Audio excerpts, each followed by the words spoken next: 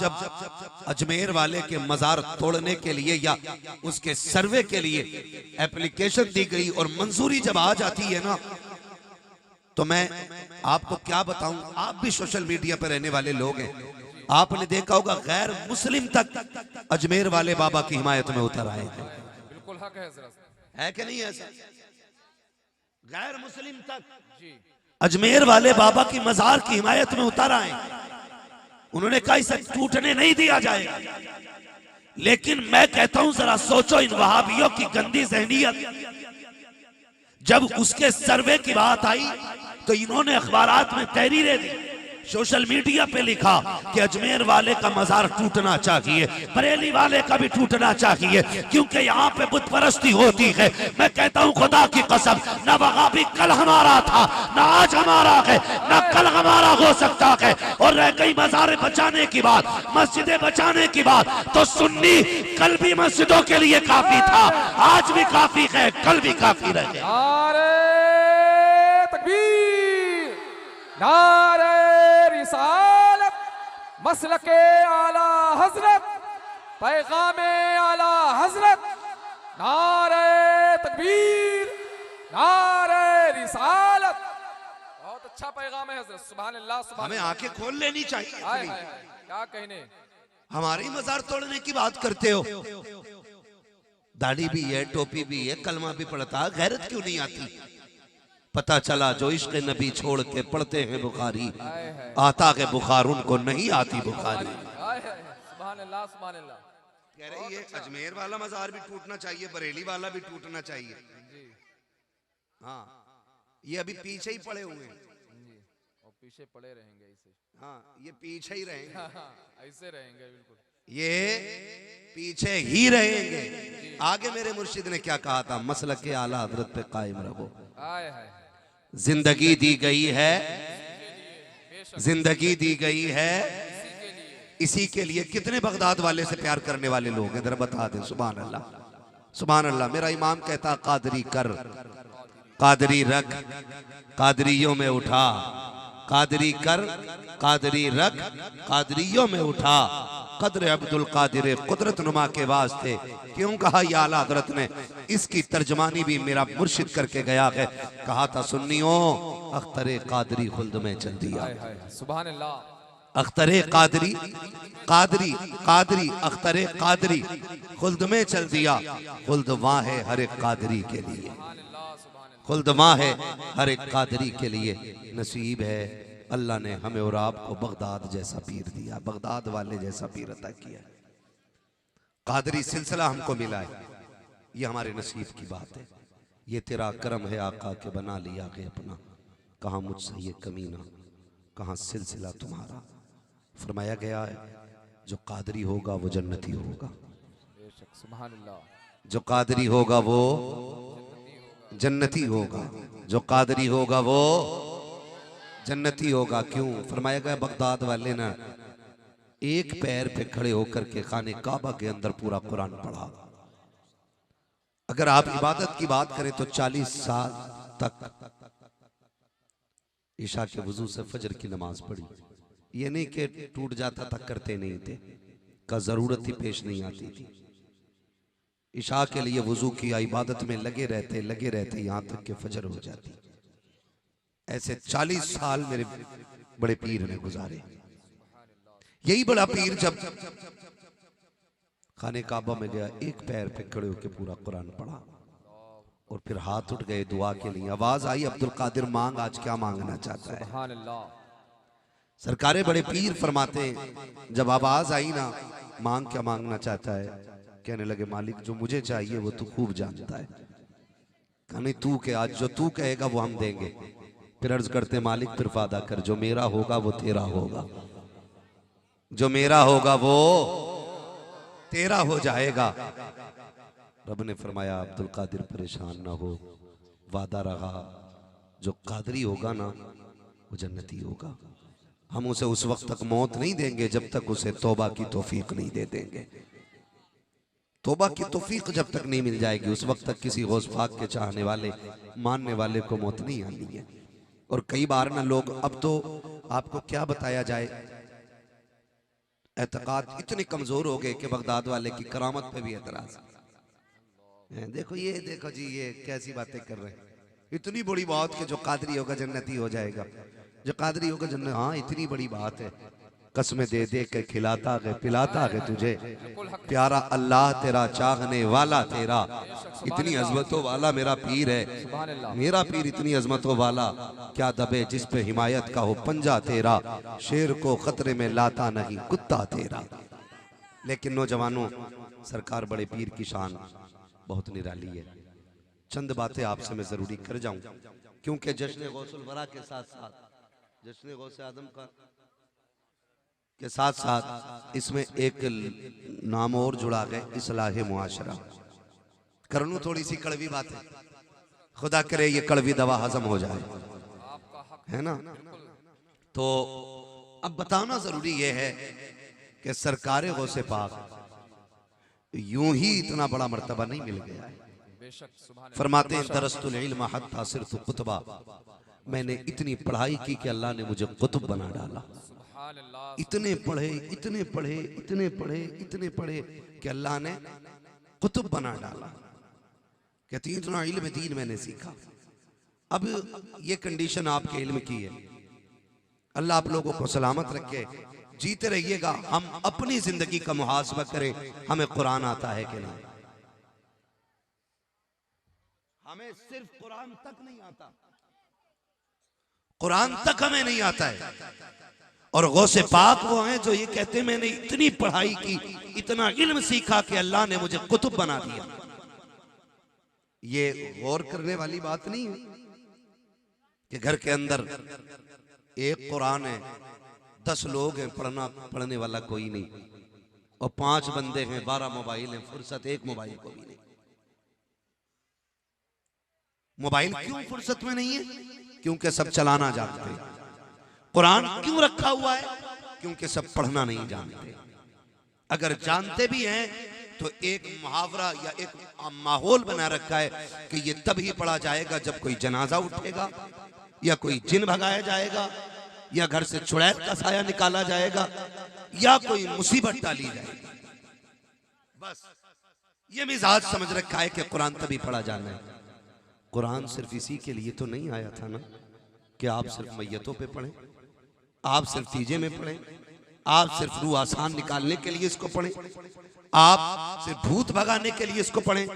नहीं, कुरान इसलिए आया था ताकि हमें मुकम्मल ज़ाब्ता हयात का सबक हासिल हो जाए, हमें मुकम्मल जिंदगी पता चल जाए कि हमारी जिंदगी कैसी गुजरनी चाहिए। एक नहीं, ऐसे लाखों जलसे हो जाएं, लेकिन इन जलसों का मकसद अगर ना हो ना तो फिर कोई नतीजा नहीं।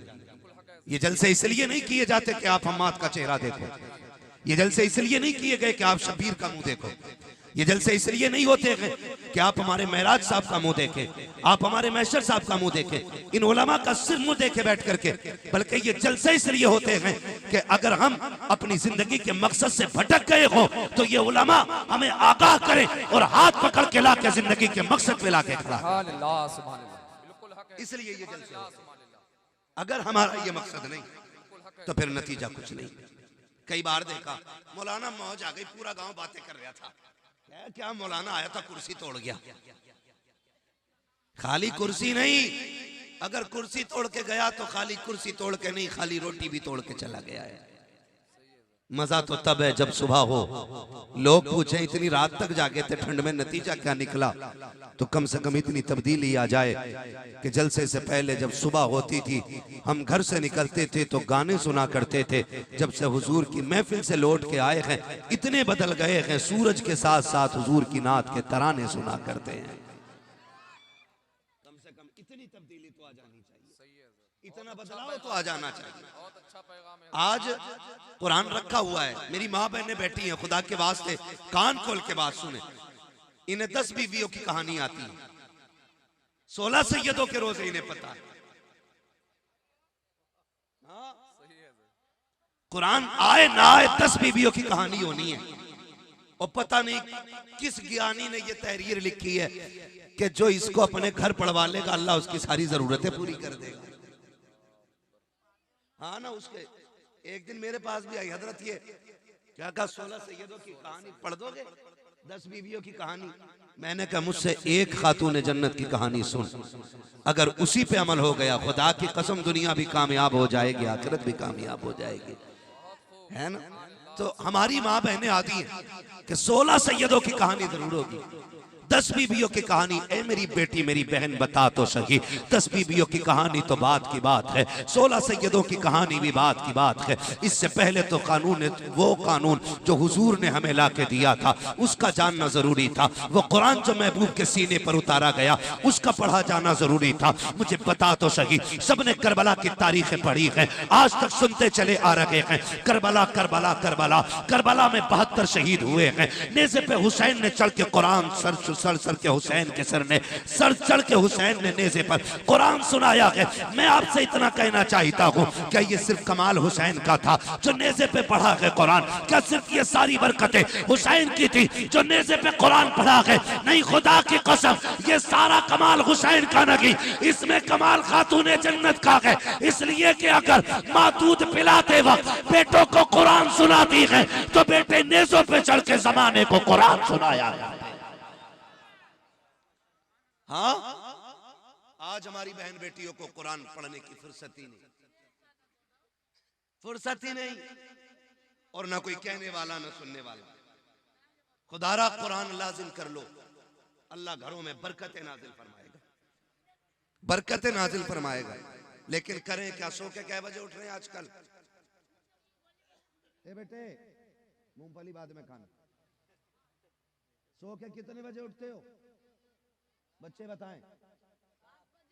7 बजे उठ जाते हैं। सोते कितने टाइम हो बेटे?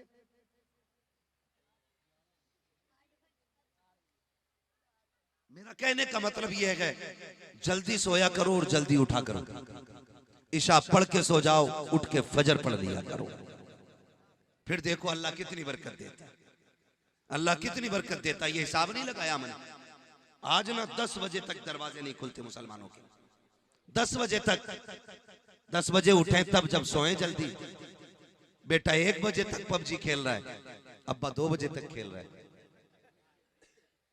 हाँ, बेटा 10 बजे उठ रहा है तो अब्बा 9 बजे उठ रहा है और कह रहा मौलाना जरा तालीम कर दियो बेटे को।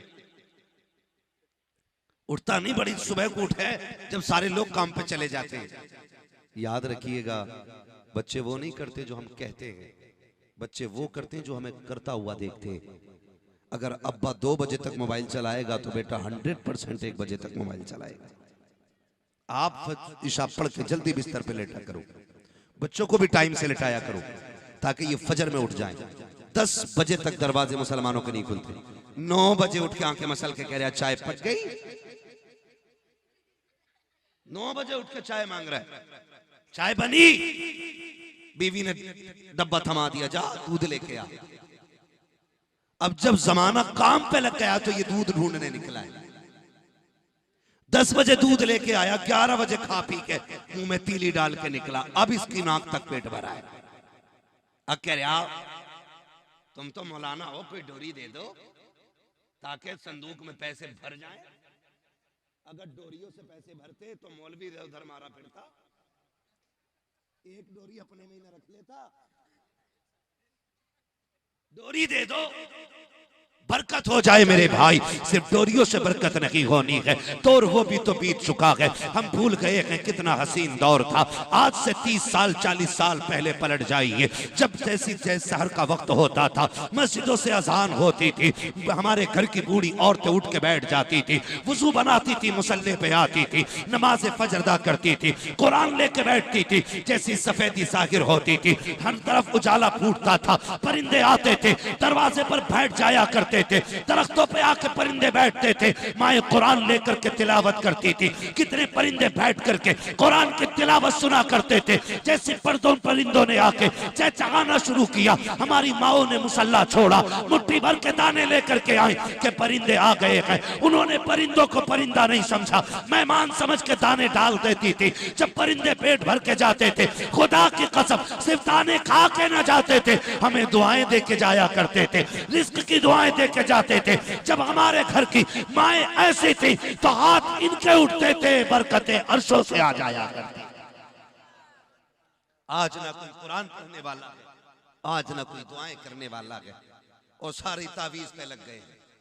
सारे बस एक मौलवी से दुआओं में जन्नत चाह रहे। खुदारा आदि बनेंगे कुरान के, इंशाअल्लाह पढ़ेंगे कुरान है। मैं हाथ नहीं उठवाऊंगा कितने लोगों को आता, वरना पोल खुल जाएगी।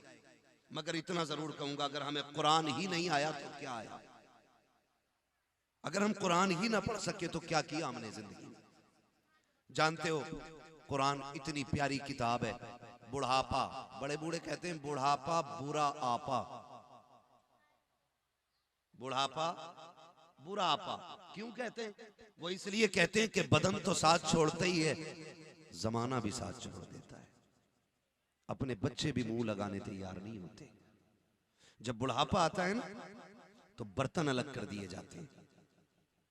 बहू ससुर के बर्तन में अपने बच्चे को खाना नहीं देती है। वो कहती है इसके झूठे बर्तन में रोटी न खाना, कहीं तुझे बीमारी ना लग जाए।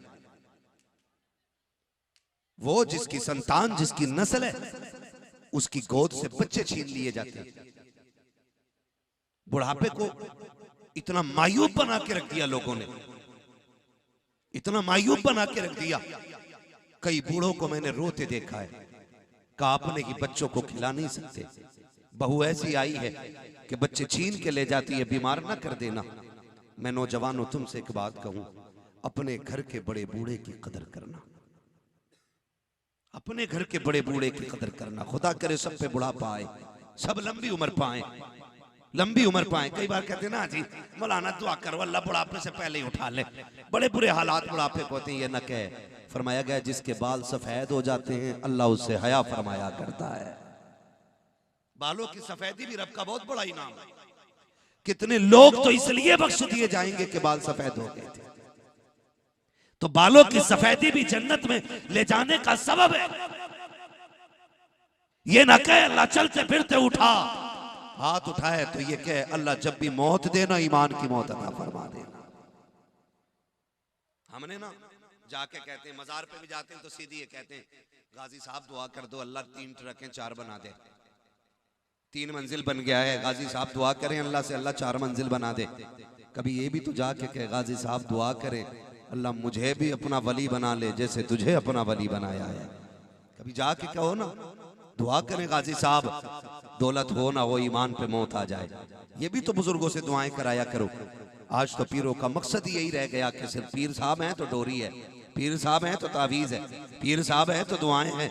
कभी पीर साहब से अल्लाह के जिक्र का वजीफा लिया करो, कभी रब को राजी करने के तरीके उनसे मांगा करो। हम बहुत बहक गए हैं, बहुत दूर चले गए हैं, हमने अपने रब को नाराज कर दिया है। मेरे भाई खुदारा ख्याल करें। मैं अर्ज कर रहा था अपने घर के बूढ़ों की कदर करना, इनकी इज्जत करना, ये रब का बहुत बड़ा इनाम होते। जब खांसते हैं ना तो बुरे लगते, इनके थूक से नफरत होती है ना, लेकिन जिस दिन ये कफन में लिपट के चले गए ना उस दिन घर घर नहीं लगता है, घर जंगल लगा करता है।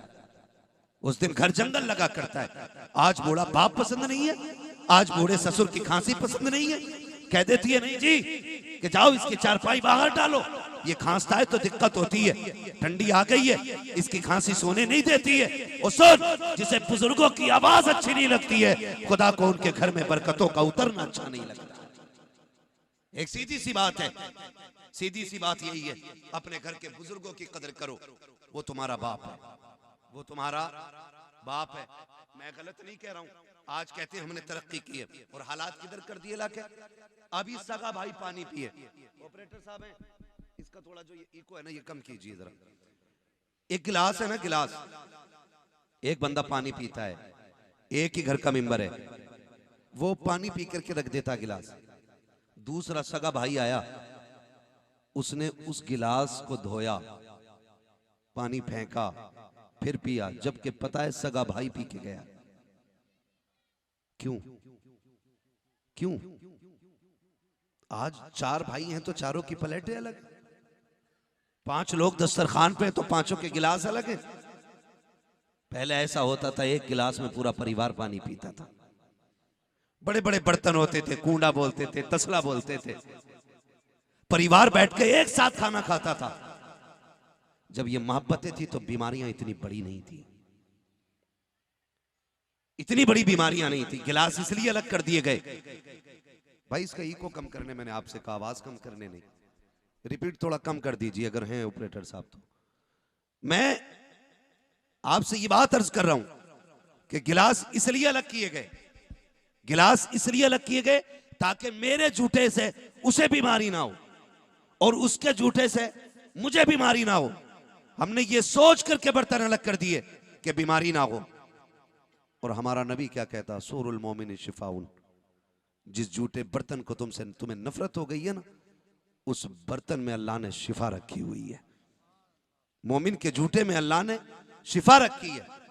तो हमें तो बजाय इसके कि जूठे में पीना था, हमने बर्तन अलग कर दिए, बर्तन अलग कर दिए। खुदारा अपने घर के बड़ों का एहतराम करो, अपने घर के बुजुर्गों का एहतराम करो। मैं अपनी माँ बहनों से कहूंगा, ये बड़ा बुरा घर के लिए बोझ नहीं होता है, इसकी खांसी अजाब नहीं होती है, इसकी आवाज से नफरत ना कर।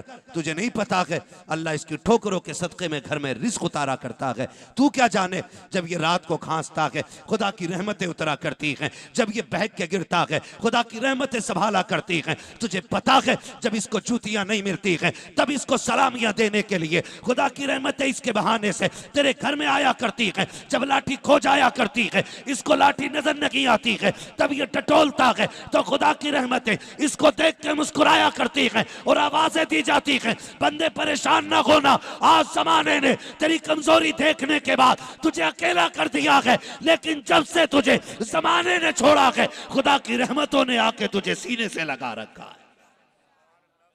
इसलिए खुदा की रहमतों को बुरा ना कहना, खुदा की रहमतों को आप गलत ना कहना, ये खुदा की रहमतें हैं। मेरी माँ बहनें जो ये सोचती हैं ना कि हमारा बच्चा बीमार हो जाएगा, बूढ़े की गोद में जाएगा तो कमजोर हो जाएगा, बुढ़ापे के कीटाणु आ जाएंगे, गलत सोचती है। याद रखिएगा, मदरसे में, स्कूल में सिर्फ इल्म मिलता है, तजर्बा नहीं मिलता है। किताबों का जो इल्म है वो 12 साल 15 साल में आ जाता है, मगर तजर्बा तभी होता है जब उम्र 70 साल होती है। आज गलत नहीं कह रहा हूँ, खून के आंसू रोने पड़ते हैं। एक जगह गया सुल्तानपुर, बात ये कहने की है, मगर सुने जरा, अल्लाह करे इसका लोग सही मतलब लें। जब वहां जाकर के बैठा, कमेटी वाले लोग आए, कमेटी वाले लोगों ने कहा मौलाना वहाबियों के खिलाफ तकरीर ना करना। मैंने कहा क्यों, क्या ये सुन्नियों का गांव नहीं? उन्होंने कहा सारे ही रज़वियों का गांव है। कहा फिर आपको ये तकलीफ किस बात से हो गई? उन्होंने एक बात कही थी, कहा हम पे मुसीबतें आई ना तो हमारा कोई रहबर नहीं आया, हमारा कोई पीर नहीं आया, हमारी खानकाहों से कोई बचाने नहीं आया। हमें बचाने के लिए वहाबियों की तंजीमों ने आके हमारी हिफाजत की। कहा जिन्होंने भूख में हमें रोटी दी, जिन्होंने परेशानी में हमें खाना खिलाया, जिन्होंने मुसीबतों में हमारे बच्चों का ख्याल रखा, उन लोगों ने ये कहा था कि हम उनकी बुराई कैसे सुन ले। मैं कहना ये चाहता हूँ, जब से किरदार खत्म हुआ के हमारे हालात बर्बाद होते जा रहे हैं, हम तबाह होते जा रहे हैं। वहाबियत को सिर्फ गाली से नहीं, काम से रोका जा सकता है। और काम ऐसे करो जैसे बरेली के अहमद रजा ने किया है, बेशक सुभान अल्लाह ने किया है, जैसे मुरादाबाद की रहने वाली अजीम शख्सियतों ने किया है। और ऐलान कर दो कि मोहम्मद से वफा, तूने तो हम तेरे हैं, ये जहां चीज है क्या लोहो कलम तेरे। सुभान अल्लाह। नारे तकबीर, नारे रिसालत, जश्न गौसुल वरा कॉन्फ्रेंस सरजमीने सौगाना, नारे रिसालत। भाई बिल्कुल ही बंद कर दिया इसको। तवज्जो है सारे लोगों की, है तवज्जो सारे लोगों की। अल्लाह आपको सलामत रखे। ये कंडीशन है हमारी। जानते हो हमारे पास पढ़े लिखे बहुत हैं, हमारे पास पढ़े लिखे लोग बहुत हैं, मास्टर भी हैं, डॉक्टर भी हैं, मास्टर भी हैं हमारे पास। लेकिन कमी किस चीज की है जानते हो? आज हमारे पास तजर्बाकार लोग नहीं है। ये सबसे बड़ी कमी है। आज हमारे पास तजर्बाकार लोगों की कमी है। हमारे पास दूरअंदेश लोग नहीं आज, इसलिए आज हम तबाही के दहाने पे आके खड़े हो गए। रहने तो भाई इसको ऐसे, बस हो गया काम। इसलिए हम तबाही के दहाने पे आके खड़े, क्योंकि हमारे पास कोई तजर्बाकार आदमी नहीं रह गया। आज ना, माफ कीजिएगा, उसकी सबसे बड़ी वजह यह है कि एक जमाना हो गया हमने बुजुर्गों की संगत छोड़ दी, बड़े बूढ़ों में उठना बैठना छोड़ दिया। जानते हो किताबों का इल्म किताबों से मिलता है, लेकिन तजर्बा सिर्फ बूढ़ों की, बड़े बूढ़ों की सोहबत और संगत से मिलता है, बड़े बूढ़ों की संगत से मिलता है। और आज वो हमारे समाज के लिए एक बीमारी बन गए, वो हमारी कौम के लिए बीमारी और बोझ बन गए। याद रखिएगा, यहां तक फरमाया गया जैसी करनी जैसी करनी, जोर से, जैसी करनी वैसी भरनी। इसका मतलब समझते हो? मतलब मैं समझा दूं। अल्लामा रूमी ने इस वाक़े को तहरीर फरमाया है कि एक शख्स बूढ़ा हो गया, खांसने लगा। उसके घर की बहू ने शोहर से कहा, सुनो मेरे सरताज, तुम्हारे बाप की खांसी अच्छी नहीं लगती है। अल्लामा रूमी इस वाक़े को तहरीर फरमाते। कहा जाइए इसको कहीं अलग छोड़ आइए। बेटे ने बाप को लिया और लेकर के ना वहां लेके गया जहां जानवर बनते थे, जानवर, और जानवरों के मकान के अंदर बाप को छोड़ा और एक पुराना सा कंबल बाप के ऊपर डाल के आने लगा। इत्तेफाक ये कि साथ में उसका बेटा भी साथ था। वो हाथ पकड़ करके वापस आ रहा था, अचानक हाथ छोड़ा, वापस पलटा। इस बूढ़े का पोता और उसका बेटा जवान का गया, जाके दादा के कंधे से कंबल उतारा, पैर के नीचे रख के ना 2 टुकड़े किए। आधा कंबल दादा के ऊपर डाला, आधा अपने कंधे पे लेके चला। बच्चे का बाप कहने लगा, ये क्या किया तूने? इस पुराने कंबल का करेगा क्या? क्यों लेके आया इसको? तो जानते हो उसने ये कहा कि मैं इसलिए ये कंबल लेके आया हूं, मैंने तुमसे सीखा है। आज दादा बूढ़े हो गए ना, तुम इन्हें यहां छोड़ के गए हो, कल तुम पे भी तो बुढ़ापा आना है, मैं तुम्हें यहीं छोड़ के जाऊंगा। आधे कंबल से दादा का काम चलेगा और ये आधा कंबल मैं तेरे लिए लेके जा रहा हूं, ये आधा कंबल मैं तेरे लिए लेके जा रहा हूं। अल्लामा रूमी लिखते हैं कि इतना सुना चीख निकल गई। कहा तू मेरा बेटा है। कहा जब तुझे बाप की हया नहीं आती तो मुझे बाप की हया क्या आएगी? जब तुझे अपने बाप की हया नहीं तो तू मुझे कौन सी हया सिखाने चला है? खुदा रहा अपने घर के बुजुर्गों का एहतराम करो, इनकी इज्जत करो, इनके जूठे बर्तनों से नफरत न करो, इनके पास बैठा करो, इनके पास वक्त गुजारा करो। आज सबसे तन्हा कौन रह जाते हैं? बूढ़े। बूढ़े इसलिए कि जवानों के 4 यार होते हैं। ये कहीं भी खड़ा हो जाएगा ना तो गप्पे शप्पे हाँकने लगेगा, तो वैसे भी 2-4 लग जाएंगे। जितने ठलुए चाय की दुकान पे लंबी लंबी फेंकते हुए मिलते, जिनसे घर नहीं चलता वो मुल्क चलाते। आपके किसकी बन रही है? कह रहे आपके किसकी बन रही है? कि फलां की बन रही है। आपके वो नहीं, वो आ रही है। वो अंधे, पहले अपने घर में तो झांक के देख तेरा घर भी चल रहा है कि नहीं चल रहा है। तो ठलुए लोग बैठ के ना हुकूमतें चलाते, जब बातें खत्म हो जाती तो फिर झूठ शुरू कर देते, और इस झूठ का नुकसान ये होता है कि आने वाली नस्लें तबाह हो जाती। क्या होता है? आने वाली नस्लें तबाह हो जाती हैं। इतना बड़ा बड़ा झूठ बोल देते हैं कि फिर उसको साफ करते करते सदियों बीत जाती हैं, फिर वो साफ नहीं होता है झूठ। कितने ऐसे झूठ आज भी हमारी कौम के अंदर मौजूद है। हाँ, खुदारा जवान जो हैं ये अपना वक्त बड़े बूढ़ों में गुजारे, तो जवान जो है कहीं भी बैठ जाते हैं, कोई भी उनसे बात कर लेता, कोई भी मिल जाता है। लेकिन बंदा जब बूढ़ा हो जाता है ना, चल के तो कहीं जा नहीं सकता, बिस्तर पे बैठा है, बेटे के पास भी वक्त नहीं है, बेटियां पराए घर की हो गई, अब कोई मुंह लगाने नहीं। बाप तो ये कहता वक्त पे 2 रोटी मिल जाए बड़ी बात है, यहाँ बात करने की किसे फुर्सत है? 2 वक्त की रोटी चैन से मिल जाए यही बड़ी बात हो जाती है। इतनी तन्हाई हो जाती है बुढ़ापे में जाकर के, कोई मुंह नहीं लगाता है। वो सुन प्यारे, जब कोई मुंह नहीं लगाता है तो फिर रब का कुरान मुंह लगाया करता है। आप जाके मस्जिदों में देखो, जिनसे कोई बातें नहीं करता वो कुरान पढ़ रहे हैं बैठ करके।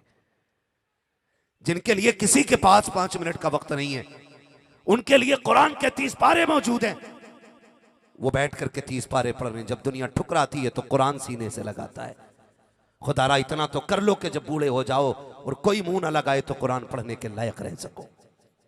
इसलिए मैंने ये बात कही थी, मेहनत करो, कुरान पढ़ने के आदी बनो, ताकि जब उम्रें गुजरने लग जाएं और कोई मुंह ना लगाए, जब अपने धक्के दे के चले जाएं, जब ठुकरा दें सारे अपने बाप बेटे, अपनी औलाद की खुशियों में लग जाए, औलाद अपनी खुशियों में लग जाए और कोई मुंह लगाने वाला ना हो, तब तुम्हें कुरान पढ़ना आना चाहिए, ताकि तुम अपने आप को अकेला महसूस ना करो। जाओ मस्जिदों में जाकर के देखो कितने जवान सजदे कर रखे हैं, कितने जवानों ने कुरान खोले हुए हैं। जवानी में तो फुर्सत नहीं मिलती खाना खाने की, ये कुरान पढ़ने कब जाएगा? सिर्फ अगर दिखेंगे आपको तो बूढ़े मस्जिदों में कुरान पढ़ते मिलेंगे, तहज्जुद में बूढ़े मिलेंगे, फजर में बूढ़े मिलेंगे, बहुत कम तादाद में लोग जवानी में कुरान पढ़ते हैं। ओ खुदा के वास्ते कुरान के आदी हो जाओ। अल्लाह ने कुरान को अज़मतों वाला बनाया है, बरकतों वाला बनाया है। अगर आप कुरान के आदी हो जाएंगे, बेटियां भी कुरान पढ़ेंगी, बाप भी कुरान पढ़ेगा, आने वाली नस्लों में फिर कोई डांसर पैदा नहीं होगा, फिर कोई शराबी नहीं होगा, फिर कोई चुरारी नहीं होगा, फिर कोई अय्याशो मक्कार नहीं होगा।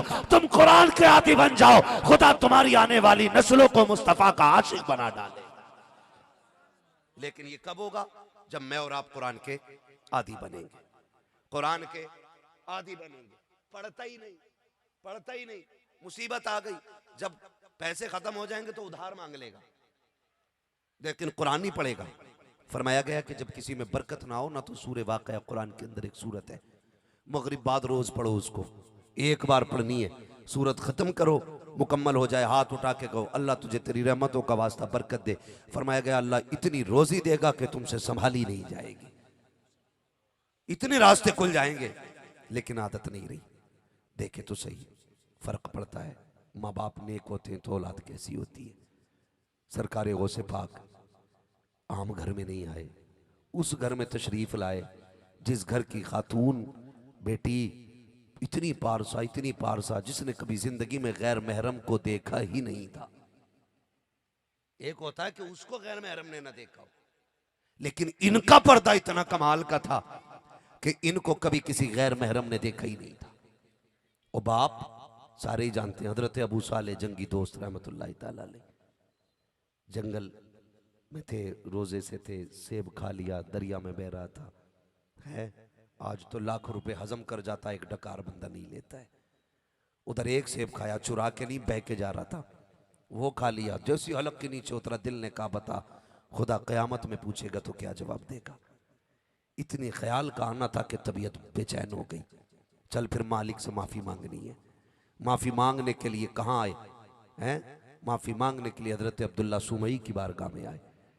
वहां जब पहुंचे जाकर के शर्तें लगी, बात तय हो गई, आपने शर्तें पूरी की, फिर आपका निकाह जिस खातून से हुआ, वो खातून इतनी अजमत व बरकत वाली, अल्लाह ने उसी की गोद में अब्दुल कादिर जिलानी को पैदा फरमाया था।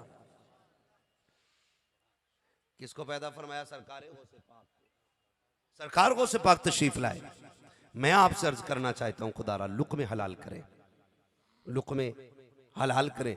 मैं दुआ करता हूं उन नौजवानों के लिए जो परदेश काट रहे हैं अपने लोगों के लिए, जो वतन से बेवतन रहते हैं अपने लोगों के लिए, जो बहन बेटियों की जरूरतें पूरी करने के लिए बरसों बरस परदेश काट देते ताकि घर की इज्जत भी सलामत रहे, घर की जरूरतें भी पूरी हो जाए।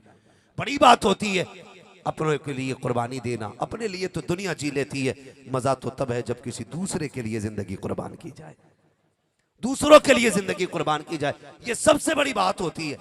तो नौजवान कई सारे परदेश काट रहे हैं, और कितने आ गए, कितनों की उम्रें गुजर गई, कितने परदेश से जिंदा नहीं मर के लौटे गए, वापस जिंदा ना आ सके। मैं दुआएं करता हूं उनके लिए जो हलाल कमाई की मेहनत में लगे रहते हैं, अल्लाह उनके रिस्क में बरकत अता फरमाए, अल्लाह उनकी कमाई में बरकत अता फरमाए। सबसे पहले लाजिम यह है कि हम अपने लिए रिस्क हलाल करेंगे। रोजी हलाल होती है ना, तो घर में आने वाला डांसर नहीं, अल्लाह का वली पैदा होता है। सबसे पहला काम है हलाल रोजी। हलाल रोजी हमारे अंदर आज कौन सा ऐब नहीं है? शराब, जुआ, सट्टा और कितनी नाजायज कमाइयों के जराए हमारे पास है। इनसे भाई बरकत नहीं होनी है, इनसे नुकसान होना है। बरकत अगर चाहते हो ना तो हलाल कमाई कमा के लो। कई बार ना हमारे नौजवान ना अपने बाप पे एतराज करते हैं, क्या किया तुमने हमारे लिए? एक जिंदगी में पक्की छत ना बना सके? जिस मोटरसाइकिल पे टहल रहा हूं अब्बा ये मेरी कमाई की है, हाँ, कह रहा है ये जो गाड़ी मुंबई से लेके आया हूं ये मेरे कमाई की है। तुमने पूरी जिंदगी साइकिल के अलावा कुछ भी नहीं कमाया आज तक। एक साइकिल है वो भी गल गई है। ये ताने बेटे बाप को देते हैं, कभी बाप को ताना ना दे। अगर तुझे लगे तेरे बाप ने मजदूरी की है ना, उसके कंधे दबा बैठ के और दबा के कह शुक्र है तेरा, तूने पसीना बहा के चटनी तो खिलाई है, हराम के खून में डूबे हुए मुर्गे की बोटियां नहीं खिलाई हैं। ये कह के बाप को मुबारकबाद दिया करो। वो थक गया तुम्हें खिलाते पिलाते, 40 साल हो गए, बूढ़ा हो गया आज वो। आज उसे ताने न देना, गुर्बत का ताना न देना। ये मत कहना तूने किया क्या है। बड़ी कुर्बानियां दे करके माँ बाप ना बच्चों को पालते, बड़ी कुर्बानियां दे करके माँ बाप बच्चों को पालते। लेकिन हमने ना एक कहते हैं शॉर्टकट, शॉर्टकट जल्दी अमीर बनने वाला रास्ता। जल्दी अमीर कैसे बनता आदमी? हराम से, चोरी से, ब्याज से, सूद से, सट्टे से, इन सारी चीजों से आदमी ना लगता है बड़ा जल्दी अमीर हो गया। नहीं, इनकी इब्तिदा अच्छी है, इंतहा बहुत खराब होती है। इब्तिदा अच्छी है, अंजाम अंजाम बोले जरा, अंजाम बुरा होता है। हराम की तरफ नहीं जाना है नौजवानों, हराम की तरफ नहीं जाना है। हालात कितने भी मुश्किल क्यों ना आ जाएं, हमें अपने रब की तरफ जाना है। रोजी कौन देता है? बोले जरा, रोजी कौन देता है? जोर से, मैं रब का नाम चाहता हूं आपकी जबान से निकले। रोजी कौन देता है? रज़ाक कौन है? रिस्क के फैसले कौन करता है? रिस्क के फैसले कौन करता है? अल्लाह करता है। जब रज़ाक अल्लाह गए तो फिर शॉर्टकट मारने की जरूरत क्या है? 5,000 दे दिए, बदले में कितने मिलते? 6,000, 7,000, कुछ तो 1.5 गुना पे दे रहे हैं आजकल। 5, 10 दूंगा, 15 लूंगा, 10 दूंगा, 15 लूंगा। इस तरह से भी शॉर्टकट से लोग निकलना चाह रहे हैं। लेकिन सुन, तेरे शॉर्टकट में वो कमाल नहीं है जो रब की बारगाह से मिलने वाली बरकत में कमाल होता है, जो उसमें कमाल होता है। हालात यही है। कभी कभी ये होता है, बीवियां कहती हैं सुनो जी, मुझे वही जोड़ा चाहिए जो प्रधान की बीवी ने पहन रखा है, मुझे वही जूती चाहिए जो सेठ साहब की बीवी ने पहनी है, वो जो मुंबई रहते हैं उनकी बीवी ने जो पहना ना सूट वही चाहिए। जब ये बात कही जाती है ना तो फिर शौहर मजबूर होके ना, जब उसकी हैसियत नहीं होती है फिर मजबूर होके वो नाजायज तरीकों से पैसा इकट्ठा करता है। जब नाजायज तरीके से पैसा इकट्ठा करता है ना तो फिर घरों में बरकतें नहीं, घरों में आफतें आया करती है। मैं, मेरी बहनें बैठी हैं, इनसे गुजारिश करूंगा खुदारा, मेरी बेटी, मेरी बहन, अगर तेरा शौहर मजदूर है, 500 रुपए रोज कमाता है, तो अपने शौहर से उसकी ताकत से ज्यादा सवाल न करना, अपने शौहर से उसकी हैसियत से ज्यादा डिमांड मत रख देना।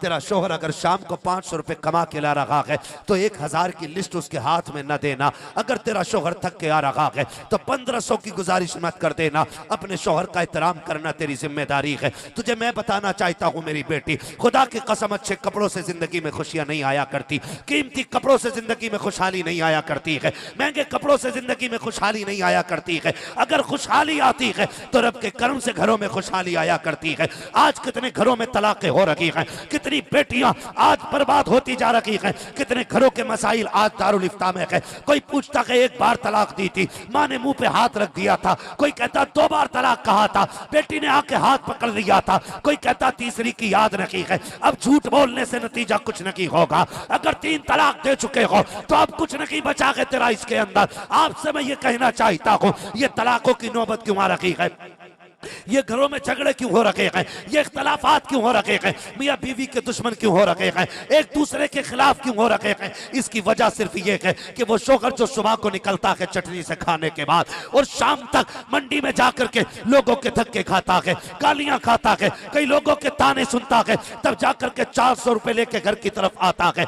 ये दिन भर का थका हुआ, ये दिन भर का लोगों के ताने खा करके मुरझाया हुआ इंसान घर की तरफ ये सोच के बढ़ रहा है, ये सोच के आता है है कि घर जाऊंगा बीवी सलाम करेगी, खैरियत पूछेगी, थकन उतर जाएगी, लेकिन वायरे नाकाम ये किस्मत, हमारे मुकद्दर में कुछ ऐसा ही लिखा था। जब तक कि ये मजदूर घर आता है, बीवी का उतरा हुआ चेहरा, चढ़ी हुई आंखें, पहले से बदला हुआ तेवर और अंदाज तीखा होता है, खुदा की कसम थकन उतरा नहीं करती है, थकन बढ़ जाया करती है। जहां तो ये था कि इसके तेरे 3 मीठे बोल इसकी थकन उतारते, तेरे बिगड़े हुए चेहरे ने इसकी थकन बढ़ाती है। जैसी घर में आया है, बीवी कहती कहां गए थे, अब तक आए हो, क्या लेके आए हो? 400 रुपए जेब में थे, निकाल के दिया। मुंह पे मार के कहती है मैंने 8 दिन से जोड़े का इंतजार कर रही हूं, 15 दिन से जूते खरीदने थे, क्या मिलेगा इसमें? जब बीवियां इस तरह के रवैये पेश करती हैं तो फिर घर बना नहीं करते हैं, घर बिगड़ जाया करते हैं। और मेरी कौम के नौजवानों, जाओ जाके बेटियों को सबक पढ़ा देना।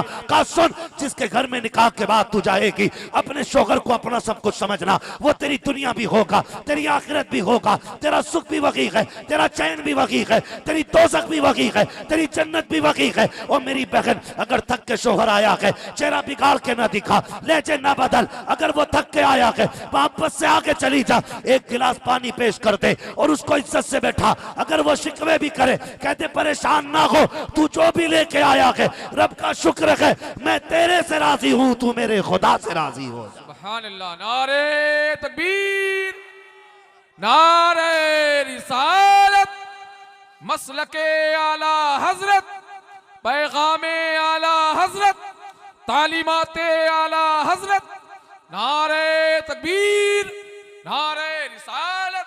जानते हो सुभान अल्लाह, सुभान अल्लाह। जब मेरे नबी ने बेटी को रुखसत किया था, खातून जन्नत सैयदा तैयबा ताहिरा आबिदा जाहिदा रकिया तकिया जकिया नकिया सैयदा फातिमा ज़हरा रज़ी अल्लाह ताला अन्हा, जब रुखसत होने लगी थी, हुजूर ने बेटी के कान में कहा था, फातिमा मेरे अली से वो ना मांगना जो अली की ताकत के बाहर हो, मेरा अली गरीब है, ख्याल करना।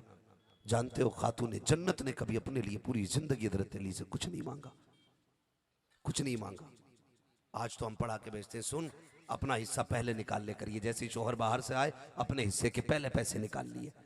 हम ये पढ़ाने बच्चियों को, इससे घरों में आग नहीं लगेगी, घर जहन्नम नहीं बनेंगे, ऐसे घर आबाद होते नहीं ना। खुदा के वास्ते शोहर कब गलत होता है? जब जरूरतें बढ़ जाती हैं। मर्द कब गुनाह की तरफ बढ़ता है? जब खर्चे बढ़ जाएं और कमाई कम हो, जब लोग जलील करने वाले हो। जब रोज बीवी कहना, देखा ना उसकी बीवी कितने अच्छे कपड़े पहन रही थी, उसकी बीवी ने कितने अच्छे जेवर पहना था, तो एक दिन दिल में आता क्यों ना इसके लिए भी ये काम किया जाए। फिर बंदा ब्याज पे भी पैसे लेता है, रिश्वत भी लेने लग जाता है, हराम का पैसा भी इकट्ठा करने लग जाता है। फिर ये सारी बातें धीरे धीरे जमा होने लग जाती हैं और फिर घर से बरकतें उड़ जाया करती है, घर से रहमतें रूठ जाया करती हैं। नौजवानों, अल्लाह के बंदे बनो, अल्लाह के बंदे। दुख आए अपने रब को आवाज दो, अपने रब से मांगो। तुम्हारे रब से बेहतर कोई नहीं है, तुम्हारे रब से बेहतर कोई नहीं है। अगर तुम्हारा ईमान डगमगा रहा है ना कभी जाकर के, अरे यार इधर हाथ मार ले उधर हाथ मार ले, तो फिर दिल से पूछ तेरे दिल में ईमान है कि नहीं? तुझे लगता है खुदा देख रहा है कि नहीं?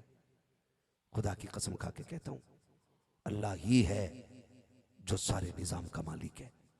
वो चाहे तो लम्हों में तख्त से उठा के तख्ते पे डाल देता है, वो चाहे जरा सी देर में जमीन से उठा के आसमानों तक पहुंचा देता है।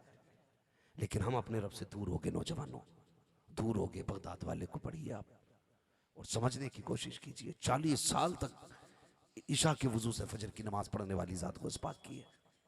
आज एक टाइम मस्जिद में नहीं जाता हो, कह रहा मैं जन्नत में लेके जाऊंगा। क्या तू बड़े पीर से भी ज्यादा बड़ा पीर है? क्या तेरी इबादत उनसे भी ज्यादा बड़ी है? एक टाइम मस्जिद में ना जाके पूरी कौम को धोखा दे रहा है कि मैं तुझे जन्नत में लेके जाऊंगा। बगदाद वाले से पूछ तो सही, कैसे रब मिलता है, कैसे रब मिलता है? कहते मैंने दीन सीखा ना, बड़े बड़े फाके किए, बड़ी बड़ी मुश्किलें मैंने उठाई, बड़े बड़े फाके। कहने लगे एक दिन भूख इतनी लगी थी कि पेट में दर्द होने लगा। मैं ये सोच के निकल गया कि कुछ भी ना सही, कुछ भी ना सही। मैं ये सोच के निकला, मैं ये सोच के निकला कि कुछ भी ना सही, कम से कम ये कि दरिया के किनारे गिरी पड़ी सब्जी उठा के खा लेंगे। ये सोच के निकल गए, गिरी पड़ी सब्जी की नीयत से लेकर के निकल गए घर से। वो भाई कहते मैं गया, मुझसे पहले वहां पे 3-4 जरूरतमंद लोग टहल रहे थे। जिनका हाल मुझसे भी ज्यादा बुरा था। कहते मैं उन्हें देख के लौट आया सिर्फ ये सोच के अगर मैंने उठा लिया तो फिर कहीं ये भूखा ना रह जाए। और आज ये है कि इसे मिले ना मिले मुझे मिल जाए। क्या ये है कि नहीं? ये कंडीशन है आज हमारी। दिल मुर्दा हो गए। आमने सामने 4 दुकानें लगी हैं तो हालात ये हैं। वो उसे तबाह करने पे लगा। वो उसे कह रहा उससे मत लेना सब्जी, वो गंदे नाले में धोके लाया था, बेच दोनों ही सब्जी रहे। उसके पास गया, क्या बोले उससे मत लेना, उसके टमाटर में दवा लगी हुई है। मतलब एक दूसरे को घटाने पे लगे। ये कंडीशन हमारी है। सगे भाई एक मार्केट में 2 दुकानें रख के बैठे होते हैं। वो फोन करके रिश्तेदार से कह रहा सुनो भाई तुम्हारा चचेरा आया था कपड़ा लेने के लिए, मेरी दुकान पे नहीं आया। क्यों? जिससे लेके गया वो भी तो तेरा सगा भाई है ना। तेरे पेट में दर्द किस चीज का है? हसद किस चीज का? आग किस चीज की लगी है? मेरी दुकान पे नहीं आया, मेरी दुकान पे नहीं आया। ये मेरा मेरा लेके डूब गया हमें। याद रखिएगा उस वक्त तक भले पूरे नहीं होंगे जब तक हम दूसरों के बारे में भले के फैसले नहीं करेंगे। ये याद रखिएगा। हम उस वक्त तक ऊपर नहीं जाएंगे जब तक दूसरे का हाथ पकड़ के उठाने की कोशिश न करेंगे। अगर सिर्फ अपना अपना करते रहोगे तो कुछ नहीं हो सकता है, कुछ नहीं हो सकता है। बगदाद की मार्केट में 2 दुकानें और दोनों हुजूर के कलमा पढ़ने वाले हैं। एक बंदे की दुकान पे ना पुराना ग्राहक आ गया और उसने आके कहा मुझे यार ये वाला कपड़ा चाहिए।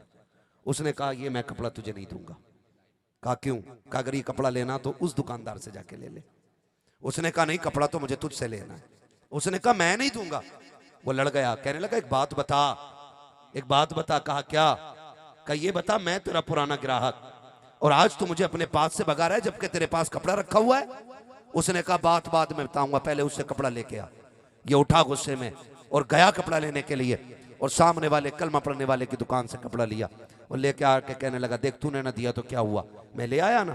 तो उसने कहा यही तो मैं चाहता था। कहा यार बताना, अब तो बता दे क्यों चाहता था। उसने एक ठंडी सांस ली और उसने कहा सुबह से मेरे पास कई ग्राहक आ गए हैं, मैंने इतना कपड़ा बेच लिया है जिससे मेरे बच्चों का गुजारा हो जाएगा। लेकिन ये जो सामने वाला दुकानदार है ना ये भी हुजूर का कलमा पढ़ता है, ये भी मदीने वाले का कलमा पढ़ता है। बात ये है इसके पास एक भी ग्राहक नहीं आया। मैं घर जाता हूं ना मेरे बच्चे दौड़ के आके ना मेरा दामन पकड़ के कहते हैं अब्बा क्या चीज लेके आए हो।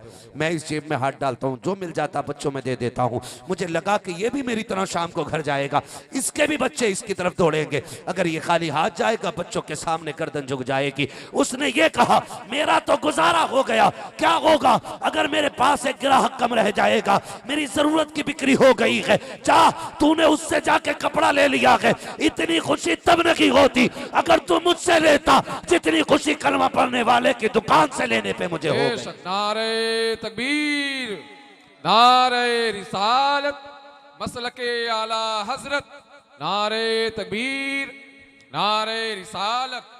बहुत अच्छा पैगाम है। जब दिलों में जगह थी तो अल्लाह ने बरकत रखी थी, अब दिलों में जगह नहीं रह गई है, दिलों में जगह नहीं रह गई है। खुदारा जगह पैदा करे दिलों में। सबसे बड़ी बात है जो चीज अपने लिए पसंद करते हो पहले अपने भाई के लिए पसंद करो, अपने भाई के लिए पसंद करो। खुश पाक फरमाते मैं वहां से लौट आया, कहीं ऐसा ना हो उनके हिस्से मेरे जो मैं मुझे मिले वो उनसे काम रह जाए उसका। कहते मैं ये छोड़ के चला आया सोच के। कहते दर्द इतना था मैं मस्जिद में आके लेट गया, पेट में दर्द था, करवटें बदल रहा था। इतने में एक परदेसी आया, खाना खाने के लिए बैठ गया। मैंने उसको देखा। कहते हैं जिंदगी में आज पहली बार मेरी किसी के खाने पे नियत गई थी। मैंने सोचा काश ये मुझसे कह दे खाना खाने के लिए।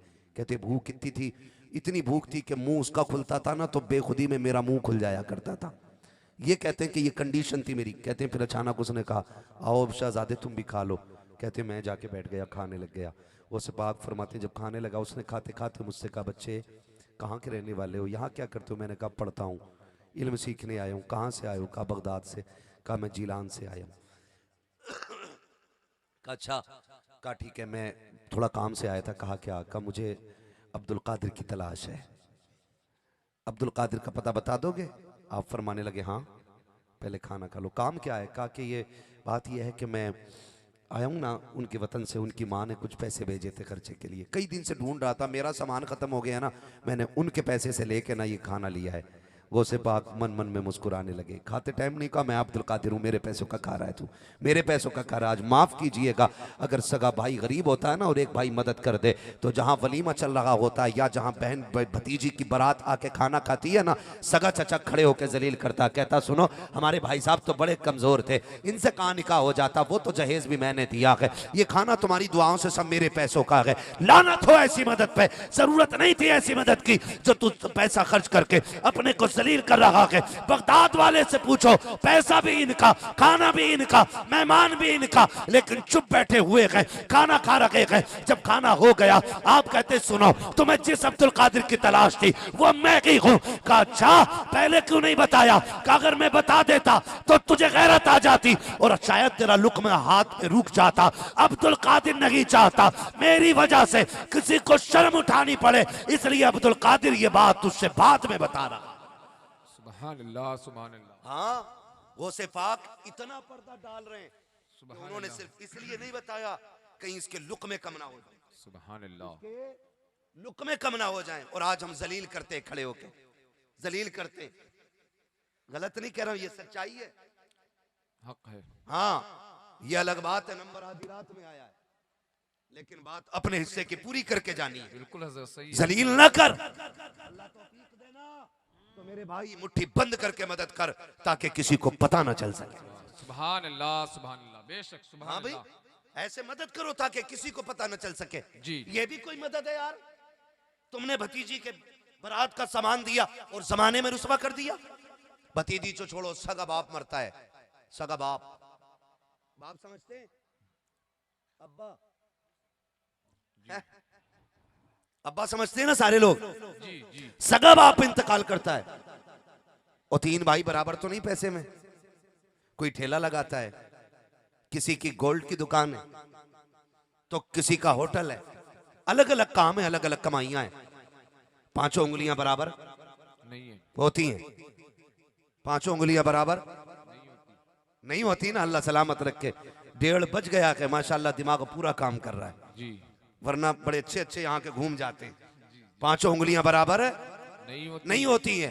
कोई भाई कम कमाता, कोई ज्यादा कमाता। अब्बा का 40वां मर गया है ना, एक भाई जो ठेला लगाता, भाई उसकी हैसियत तो नहीं तुम्हें 50 किलो शरबती का चावल ला के दे, वो तो रोज का 2 किलो का आटा मुश्किल से ला रहा है, अल्लाह, मुश्किल से एक वक्त की सब्जी लेके आता है, वो बड़ी मुश्किल से उसके घर के गुजारे हो रहे यार। वो कैसे कैसे करके वक्त काट रहा है, नहीं बना सकता वो तेरे साथ खड़े होकर 40 भगोने, नहीं बना सकता वो 10 भगोने बिरयानी के।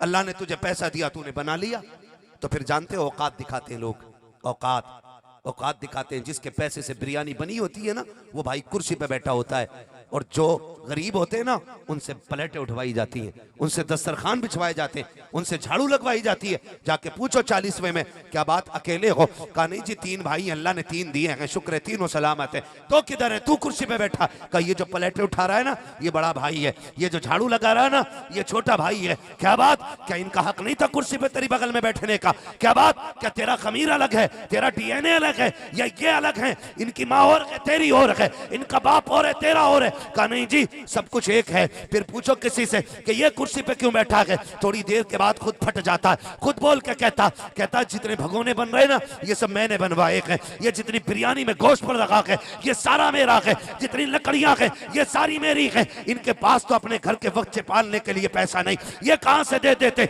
लाना तो तेरी ऐसे 40वें की फाता पे, लाना तो तेरे खर्चों पे जो तेरे अपनों को जलील कर दे। खुदा के वास्ते मत बनवा ऐसे 10 भगोने जिनकी वजह से तेरा भाई जलील हो। हाथ उठा करके खाली पानी पे दुआ कर दो, काबे वाला भी राजी हो जाएगा, मदीने वाला भी राजी। बेशक, सुभान अल्लाह, सुभान अल्लाह, बहुत अच्छा पैगाम है हज़रत, सुभान अल्लाह, सुभान अपने अल्लाह। लोगों को नहीं उसकी औकात नहीं थी, उसकी हैसियत नहीं थी। और यार औकात हैसियत पे क्या उतर आया? अगर तू एक साइन से 50,000 कमाता तो तूने कौन से सजदे किए जो अल्लाह तुझसे इतना राजी है? और एक ठेले लगा के शाम तक 200 रुपए कमा के लाता, उसका कोई कसूर था? नहीं ना। ये अल्लाह के फैसले, ये रब है जो अपनी कायनात का निजाम बनाए हुए है, किसी को कमजोर बनाता है, किसी को ताकतवर बनाता है। क्यों? उसका ऐलान है हम किसी को दे के आजमाते हैं, किसी से लेके आजमाते हैं। इम्तिहान गरीबी का उतना मुश्किल नहीं जितना अमीरी का मुश्किल है, ये याद रखिएगा। इम्तिहान गरीबी का इतना मुश्किल नहीं जितना अमीरी का इम्तिहान मुश्किल है। गरीब इसलिए भी ज्यादा पास हो जाते हैं क्योंकि मेरे नबी ने कहा था इस्लाम गरीबों से चला है और गरीबों में सिमट के रह जाएगा, इसलिए भी गरीब कामयाब हो जाते हैं। कई बार ना हमारे चंद जुमले तबाह कर देते, चंद जुमले। घमंड बुरी चीज होती है, तकब्बुर, अना, ये सारी बुरी चीजें होती हैं। कमेटी वाले 4 ही लोग रह गए हैं माशाल्लाह, अभी हैं सब सिरनी लेने के लिए गए। हाँ ठीक है, कोई मसला नहीं है। अगर एक बंदा भी गुलाबी रुमाल बांधे बैठा रहा ना, मैं समझूंगा जलसा चल रहा है अभी, है ना, कोई मसला नहीं है। ये कभी कभी कपड़े जो बनते थे ना, जिम्मेदारी के भी कपड़े होते हैं कुछ, जिम्मेदारी के। हमने अपने बचपन में एक चीज देखी थी, एक उसूल था, जब किसी खानदान का कोई बड़ा बूढ़ा मर जाता था ना, तो उस खानदान में से फिर एक बड़ा बूढ़ा चुना जाता था। अब तो पता नहीं कहाँ कहाँ ये माहौल है, कहाँ नहीं है। फिर उसके सर पे पगड़ी बांधी जाती थी। तो 2 लोग होते थे, एक तो कहते थे कि ये पगड़ी इसलिए बंधी है कि आपका मरने में इनका नंबर है, और कुछ ये कहते थे नहीं, ये पगड़ी इसलिए बंधी है कि आज के बाद इस परिवार की जिम्मेदारी अब इनकी है ना। तो ये दोनों तरह के लोग होते थे। कुछ कहते थे कपड़ा मौत का है, कुछ कहते थे कपड़ा जिम्मेदारी का है। तो दोनों तरह के लोग हुआ करते थे। अल्लाह आपको सलामत रखे। मैं तो ये समझूंगा कि ये कपड़ा हुजूर की गुलामी का कपड़ा है। सुभान अल्लाह, सुभान अल्लाह, है ना। अल्लाह तमाम अरकान कमेटी को सलामत रखे। आमीन। इतनी ठंडी रात में भी आप बैठे हुए हो, अल्लाह जज़ाए खैर दे। बस मैं बात को आखिर की तरफ मोड़ के लेके चल रहा हूँ, वक्त पूरा हो गया है। अल्लाह आप लोगों को सलामत रखे। मैंने क्या कहा कि घमंड बुरी चीज होती है, तकब्बुर बुरी चीज होती है, ये इंसान को खा जाता है, खा जाता है। ये कितना बड़ा वली था, इतना बड़ा वली था, रब का इतना महबूब बंदा था कि जब वो चलता था तो बादल से आया करता था, और इतना बड़ा मुस्तजाबुद दावात था वो कि हाथ उठा देता था तो अल्लाह नीचे आने से पहले मकबूलियत की ज़मानत अता फरमा देता। सुभान अल्लाह। अब समझ सकते हो आप वो बंदा कैसा होगा जी, जिसके हाथ उठने में देर हो, रब को कबूलियत में देर न लगे। सुभान अल्लाह। जो धूप में चले तो आसमान पे बादल साया करके चले। कोई आम तो होगा नहीं ना, बड़ा खास था। इत्तेफाक से वो निकल रहा था, एक बड़ा बदनाम जमाना बंदा, गुनाहगार बंदा आया। वो कहने लगा यार क्यों ना इसने एक बंदे से हाथ मिला ले। तवज्जो है सारे लोगों की, है तवज्जो। उसने जैसे हाथ बढ़ाया ना तो उसने, एक आदमी ने हाथ पीछे कर लिए। उसने कहा भी इतने बुरे दिन नहीं आए कि तेरे जैसे गुनाहगार से मैं हाथ मिलाऊं। ये बात कह बैठा वो। उसने कहा भी इतने बुरे दिन नहीं है मैं तेरे जैसे गुनाहगार से हाथ मिलाऊं।